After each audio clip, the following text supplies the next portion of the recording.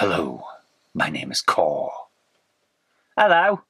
I have no idea who I'm supposed to be because it's mentioned once or twice, but I didn't really catch it. So, I'm the person that you think I am.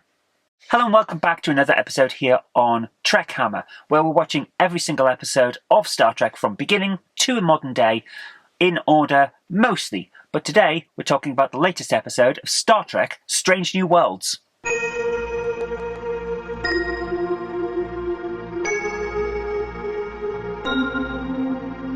This episode is called A Case of Chiaoscuro, and it's basically Errand of Mercy from the original series.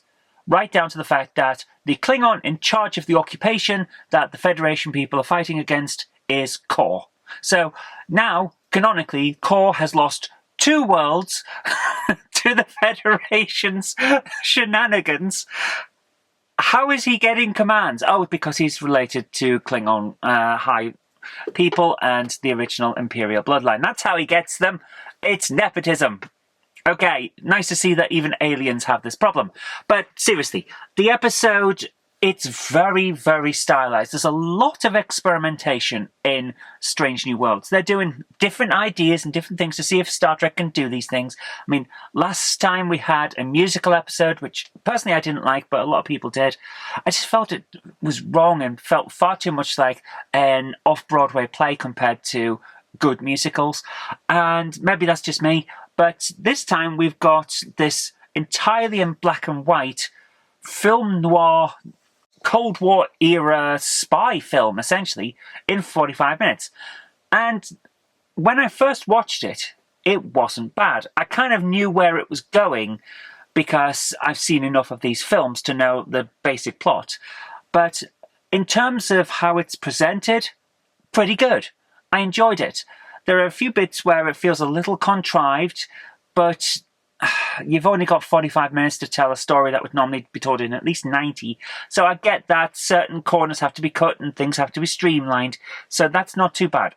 We don't have 2-parters a lot of the time in Star Trek. I would love to see a few more of those in modern Star Trek, but I understand that that would, again, like we said with last week's episode, reduce the amount of episodes for good stories to be told.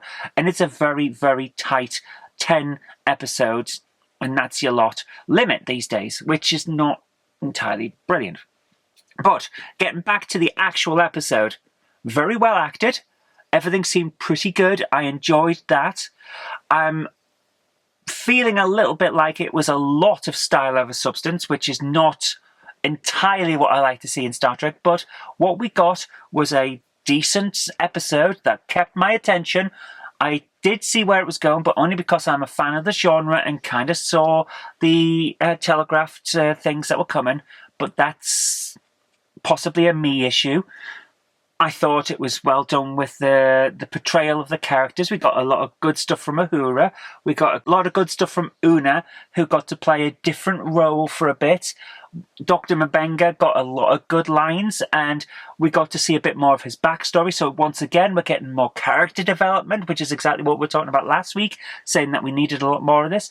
I'm really liking this. And finally, we got to see that Vulcan ensign again, which I thought was going to be a lot more of this season because of the way she was in the trailer, but apparently she's a random background character for showing that Vulcans aren't limited to Spock and that actually they're all a bit dickish, which isn't great. I don't like that depiction of Vulcans. Vulcans are supposed to be logical, not necessarily the haughty space racists that we tend to have portrayed in the fandom.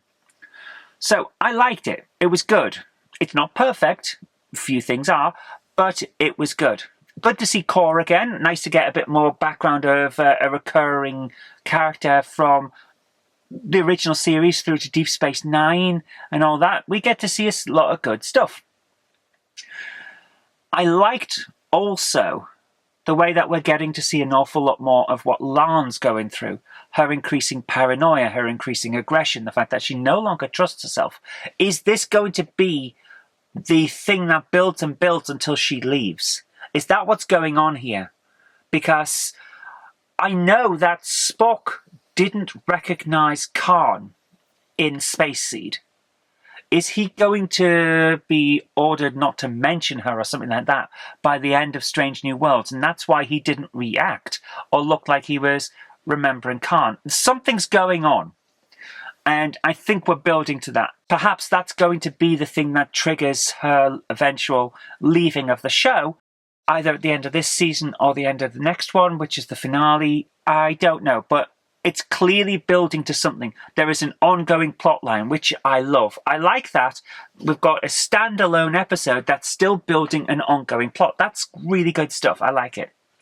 So overall, yes, it is style and a lot of it over substance, but there is still enough substance, because I was watching Errand of Mercy today, a part of the TrekHammer continual review of original Star Trek, and there are some parallels, but not too many. I expected to see more, but there aren't.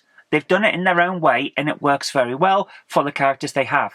So, although I was going to originally be quite harsh with it, based on the fact that I could see everything coming, I think that is, again, because I'm a fan of Cold War spy-era dramas and things like that. I love the style of film that this is basically taking the mick out of. Well, not being a love letter to, let's put it that way.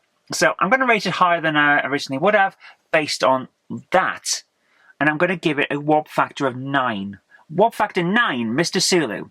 But I'd love to see what you guys think. Do you think it was more style over substance with the black and white filter and all of that? Or do you think it was as good as I'm putting out there, because it was a good spy drama about building a resistance and saving the day and all of that? So let me know what you think in the comment section down below. But for now, thank you so much for joining me. I hope you've enjoyed it as much as I have. Until next time, I've been Zoe Kirk Robinson. You've been watching TrekHammer. Live long and prosper. I'll see you next time. I'd like to give a big shout out to everyone who supports me on Patreon. Without you guys, I really couldn't continue making all of these shows. And if you'd like to join our fantastic Patreon heroes here, go over to patreon.com/Zoe Kirk Robinson. It really does help us out. Thank you so much, guys.